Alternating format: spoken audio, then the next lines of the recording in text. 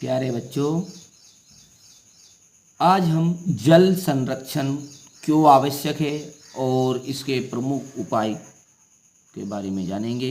किस तरह हम जल को संरक्षित कर सकते हैं, बचा सकते हैं।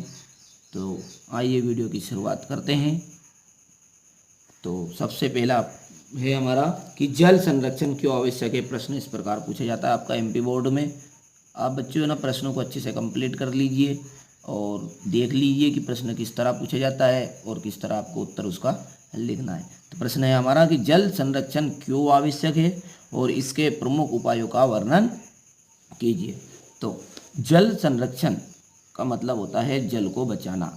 और जल को बचा क्यों रहे हैं? क्योंकि जल के अंधाधुंध उपयोग से निम्नलिखित हानियां हो रही है, इसलिए जल का संरक्षण करना आवश्यक है। अब वो कौन कौन सी हानियां हो रही है वो नीचे हम बताएंगे। उससे पहले आप इसको सेट कर लीजिए कि जल के अंधाधुंध उपयोग से निम्नलिखित हानियां है, इसलिए जल का संरक्षण करना आवश्यक है। अच्छा, कौन कौन सी हानियां हैं? देखिए, जल संरक्षण ना करने से एक तो भूमि का जल स्तर नीचे गिरता जा रहा है। जो भूमि का जल स्तर है, पहले हम देखते थे कि 50 फीट, 70 फीट, 90 फीट पर पानी निकल आता था। अब 100 फीट पर निकल गया, धीरे धीरे 200 फीट पर, और अब कई कई जगहों पर तो ऐसा है कि 500 फीट तक होल लगते जा रहे हैं, जिसके बाद में जो बोरवेल मशीन होती है वो होल लगाती है और 500 फीट तक भी पानी नहीं निकलता है। तो ये क्या है? जल संरक्षण ना करने के कारण है। जल का अंधाधुंध उपयोग किया, उसके कारण भूमि का जल स्तर गिरता जा रहा है। तो क्या पहला पॉइंट बनेगा हमारा कि जल संरक्षण ना करने से भूमि का जल स्तर नीचे गिरता जा रहा है। ये पहला पॉइंट हो गया आपका।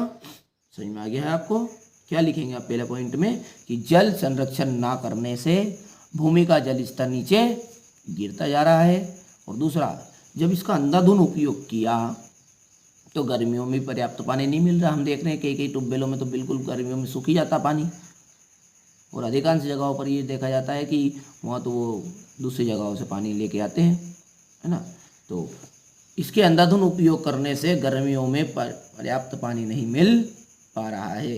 ये दूसरा पॉइंट हो गया आपका कि इसके अंधाधुंध उपयोग करने से, किसके, जो जल है उसका अंधाधुंध उपयोग करने से गर्मी में पर्याप्त पानी नहीं मिल पा रहा है। और साथ ही साथ जो संरक्षण ना करने से, जल का अंधाधुंध उपयोग करने से या जल का संरक्षण ना करने से जो हमारी फसल है उनके लिए भी हमें पानी नहीं मिल रहा है। तो आप तीसरा पॉइंट इस प्रकार ये भी नोट कर सकते हैं कि जल संरक्षण ना करने से फसलों की सिंचाई के लिए भी पर्याप्त पानी नहीं मिल पा रहा है। तो बच्चों, जल संरक्षण करना क्यों आवश्यक है ये हमने जाना, और इसके उपायों के बारे में हम चर्चा करेंगे। उससे पहले आप इसको लिखना, पर जस्ट उससे पहले मैं थोड़ा सा रिवाइज कर दूँ जिससे आपको याद हो जाए। आपने जाना कि जल संरक्षण ना करने से भूमि का जल स्तर नीचे गिरता जा रहा है। इसके अंधाधुंध उपयोग करने से गर्मी में पर्याप्त पानी नहीं मिल पा रहा है। और तीसरा है, जल संरक्षण ना करने से फसलों की सिंचाई के लिए भी पर्याप्त पानी नहीं मिल पा रहा है। चलिए, आप पहले इसको नोट कर लीजिए, उसके बाद में हम इसके उपायों को देखेंगे। तो आप यहाँ से नोट कर लीजिएगा ना।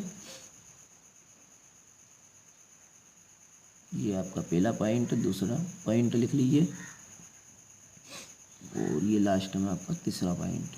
देखिए बच्चों, ऐसा नहीं है कि मैंने यहाँ पर ये पॉइंट लिखा कि जल संरक्षण ना करने से, है ना। आप लिख सकते हैं कि जल के अंधाधुंध उपयोग करने से भूमि का जल स्तर नीचे गिर रहा है ना, और इसके पर्याप्त पानी नहीं मिल पा रहा है, गर्मियों में पर्याप्त पानी नहीं मिल पा रहा है। इसका कारण यह भी है कि हमने इसका अंधाधुंध उपयोग किया। इस प्रकार भी लिख सकते हैं आप, और इसे इस प्रकार भी लिख सकते हैं कि हमारी फसलों के लिए भी सिंचाई के लिए पानी आज वर्तमान में हमारी फसलों के लिए सिंचाई के लिए पानी नहीं मिल पा रहा है। इसका मुख्य कारण यही है कि हमने वर्षा के जल का संग्रह नहीं किया या जल का अंधाधुंध उपयोग किया। आप किसी भी प्रकार सेट कर लीजिए, बस कुल मिला के सार लिख देना आप। चलिए, अब हम देखते हैं इसके उपाय। देखिए, जल संरक्षण के उपाय, और जल संरक्षण के उपाय में सबसे पहला पॉइंट तो यही है हमारा कि अभी मैंने बोला कि वर्षा जल का संग्रहण ना करने से और हमारी जो फसल है उनको सिंचाई के लिए पर्याप्त पानी नहीं मिल रहा है। तो सीधी सी बात है, पहले वर्षा जल का संग्रहण करिए। तो वर्षा जल का संग्रहण करना चाहिए, ये पहला पॉइंट हो गया आपका। और जल का जो अंधाधुंध उपयोग है उसके कारण हमें गर्मियों में पानी नहीं मिल रहा था। तो आप इसको पॉइंट को इस प्रकार सेट कर दीजिए कि जल का अंधाधुंध उपयोग नहीं करना चाहिए, और जो तालाब है, नदियाँ है हमारी, उनको अधिक गहरा कर दे। संग्रहण किस में करेंगे, इकट्ठा किस में करेंगे आप? नदियों और तालाबों में, गड्ढों, जो भी आप खेत के आसपास जो गड्ढे पाए जाते हैं वहाँ पर, तो अधिकांश नदियों और तालाबों में ही जल का संरक्षण किया जाता है। तो तालाबों और नदियों को अधिक गहरा करना चाहिए। ये 3 पॉइंट हो गए। और लास्ट में चौथा पॉइंट है कि जो जल है उसको प्रदूषण से भी बचाना चाहिए। तो बच्चों चारों पॉइंट ये रहे, और आप एक ही पॉइंट से देखिए इसको बनाना। वर्षा जल का संग्रहण करना चाहिए, अंधाधुंध उपयोग जल का नहीं करना चाहिए, तालाबों और नदियों को गहरा करना चाहिए, और जल को प्रदूषण से बचाना चाहिए। तो बच्चों ये मैंने छोटा सा प्रयास किया है आपको याद करवाने का। आप यहाँ से इसको नोट कर सकते हैं। ये इस प्रकार आप इसको नोट कर लीजिए। और बच्चों मिलते हैं अगले वीडियो में। वीडियो देखने के लिए आपका धन्यवाद। और हाँ बच्चों, आप अच्छे से तैयारी करिए, आप निश्चिंत रहिए। मैं आपका परीक्षा आने से पहले आपका पूरा कोर्स कंप्लीट करवा दूंगा। और सामाजिक विज्ञान के साथ साथ साइंस, गणित और संस्कृत, हिंदी सभी विषयों के वीडियो अभी थोड़े दिनों के बाद अपलोड हो जाएंगे। तो जब तक आप इन्हें अच्छे से कंप्लीट करिए। और जो भी समस्याएं हैं वो आप मेरे व्हाट्सएप नंबर मैंने डिस्क्रिप्शन में दे दिए हैं, या फिर वीडियो के अंत में मिल जाएंगे।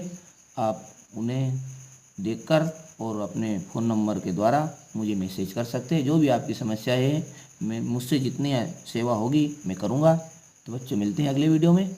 जब तक के लिए आप इस प्रश्नों को अच्छे से